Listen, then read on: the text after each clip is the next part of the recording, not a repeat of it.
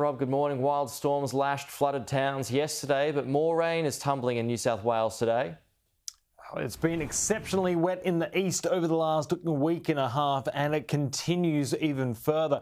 So in Queensland yesterday, some big totals. Bundaberg 63, around the Gold Coast 46 millimetres. Some pockets reached as high as 100 millimetres. There was some giant hail in parts of southeast Queensland around Bow Desert, and a report of a tornado in that region too. And Ballina 63 millimetres, and Coffs Harbour 64 as well. But looking at the forecast for storms today, just the chance in the yellow, likely in the red, and for Queensland, it's restricted to the central east. But in New South Wales, that is the target zone for the wild weather, and it is soaking wet underfoot.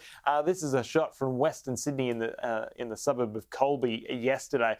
So a lot of water is just sitting there in the landscape, and the rivers are primed to run. And as you can see, the radar is indicating a fair bit of wet weather around again this morning. Showers streaming through. Much of Sydney has seen more than 30 millimetres, but the west has seen a little bit less, which is good for the Hawkesbury and Nepean, but there's still a lot more to come. Severe weather warning for heavy rain from Coffs Harbour out beyond Tamworth in the northwest slopes and plains, and then right down the coast into the adjacent ranges as well. So still plenty more wet weather to come through today in the east of the country, and some heavy falls in the mix today. I'd say the target zone for the heaviest falls will probably be the southern mid-north coast and the Hunter today, but drifting further south for tomorrow.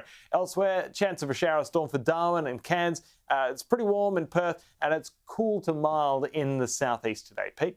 And which rivers and towns are you most concerned about, Rob? Yeah, I'm most concerned about the bottom end of the Hawkesbury in particular, because there's still a fair bit more rain to come, and there's so much water already sitting in that region. So looking at the forecast, this is into tomorrow, where we're likely to see some of the heaviest falls with this event in the Greater Sydney and the Illawarra regions are probably most at risk of seeing the heaviest falls tomorrow. So the greatest threat, the Hawkesbury, especially downstream of Windsor, and most especially downstream from the Colo River, which is around Lower Portland and Wiseman's Ferry, where the water levels have risen substantially because the Colo River is at heights greater than what we saw last week right now around the major level. And also of concern are the Hunter and Shoalhaven rivers. Pete?